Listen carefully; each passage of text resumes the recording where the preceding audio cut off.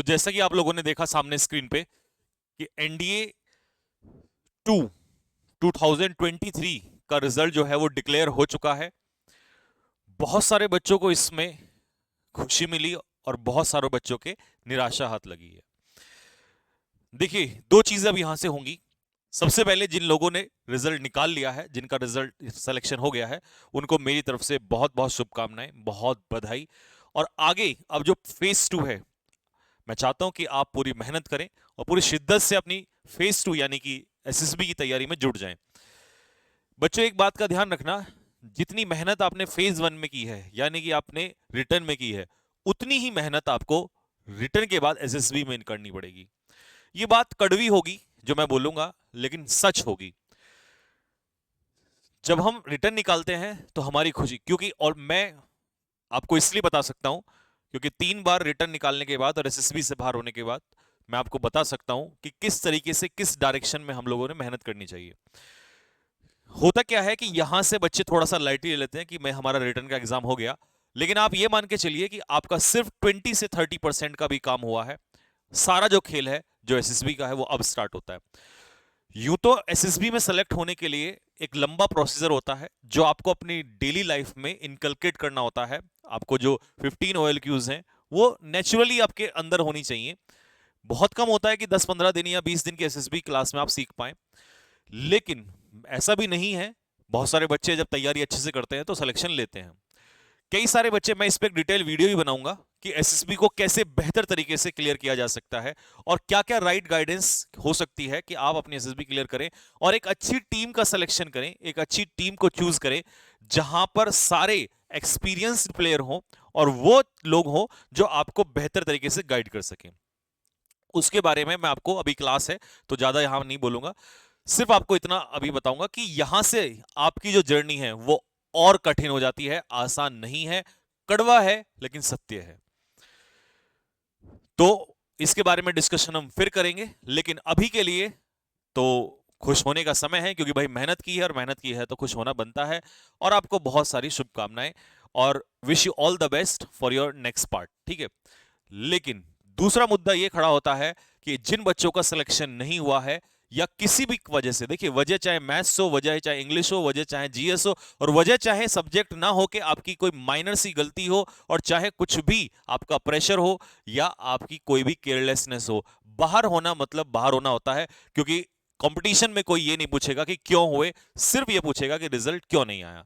तो प्यारे बच्चों, मैं आप लोगों से यही कहूंगा कि निराश, ऑब्वियस सी बात है, मन होता है जब मेहनत आपने की है, बट निराश अगर आप होते भी हैं तो कोई बात नहीं है, कुछ समय ले लीजिए, टाइम ले लीजिए, बट ज्यादा समय नहीं। अगर आपके पास अपॉर्चुनिटी है और आपका अभी अगला इनटेक जो आने वाला है यानी कि 2024 का जो पहला एनडीए का एग्जाम है, अगर वो आपके पास है तो अभी इस बार 6 से महीने अभी भी आपके पास पड़े हुए हैं।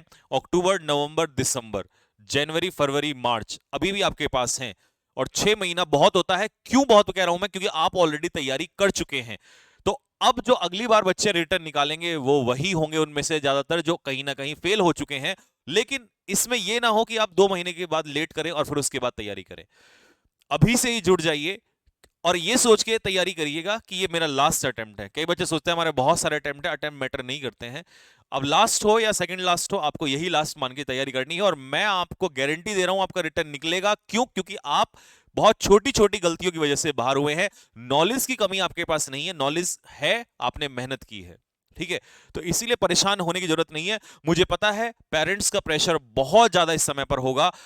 बहुत सारे सवाल आपके जहन में चल रहे होंगे कि मैं किस किस को क्या जवाब दूं, मैं माता पिता को क्या जवाब दूं, मैं पड़ोसियों को क्या जवाब दूं, मैं उसके अलावा खुद को क्या जवाब दूं। ये सबसे इंपॉर्टेंट सवाल होता है। और बहुत सारे लोग जो आपके मजाक बनाने के लिए खड़े होते हैं, उनको क्या जवाब दूं, क्योंकि फेलियर पे आप किसी को कुछ नहीं कह सकते हैं।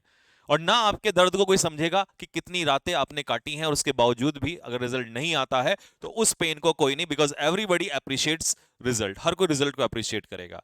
लेकिन इस घड़ी में मैं आपको जरूर ये बात बोलूंगा कि हमारे जैसे, मैं और मेरे जैसे बहुत सारे टीचर्स आपके साथ होंगे जो आपको सपोर्ट करेंगे और ये कहेंगे कि बेटा परेशान नहीं होना है, उठ, फिर से खड़ा हो और एक बार फिर तैयार हो जा। क्योंकि हार के तो तू जवाब बेटर दे नहीं सकता किसी को, लेकिन जीत के ही जवाब दिया जा सकता है, और उसके लिए तुझे खुद ही खड़ा होना पड़ेगा। कोई टीचर जाके पेपर नहीं देगा, तैयारी नहीं करेगा, वो तेरे साथ खड़ा रहेगा बस। क्योंकि मैं जानता हूं टीचर कम्युनिटी आज भी वो चीज रखती है। बाकी लोग, मुझे नहीं लगता कि चाहे रिश्तेदार हो, पड़ोसी हो, क्योंकि सबको देखो रिजल्ट चाहिए होता है, लेकिन टीचर्स हमेशा साथ खड़े रहते हैं अपने स्टूडेंट के। तो मैं और मेरे जैसे और बहुत सारे टीचर्स आपके साथ हैं, परेशान होने की जरूरत नहीं है। हाँ, अभी आपका हक भी कह सकता हूं, और कुछ भी आप मान लीजिए कि इस समय है जो परेशान होना बनता है आप लोगों का, बट उसको इतना हावी ना कर लेना अपने ऊपर कि कहीं आप अगली बार का अटेम्प्ट भी ना दे पाए। तो इसीलिए किसी ने कहा है कि निराशा को अपने ऊपर इतना हावी मत कर लेना कि आशा को देख पाने की दृष्टि ही धुंधला जाए। तो इसीलिए होप रखिएगा कि हां, हुआ है, एक्सेप्ट करिएगा। गलतियों को एक्सेप्ट करके ही आगे बढ़ा जाता है दोस्त।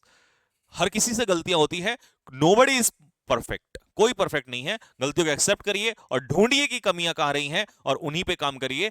मेरा वर्ड याद रखिएगा कि अगली बार 6 महीने 7 महीने के बाद जब रिजल्ट आ रहा होगा, तो मैं यही चीज आपको रिकॉल होगी और माइंड में आएगा कि यार सर ने कुछ बोला था और आज उसी का रिजल्ट मुझे मिला है। ठीक है, चलिए तो स्टार्ट कर लेते हैं बच्चों।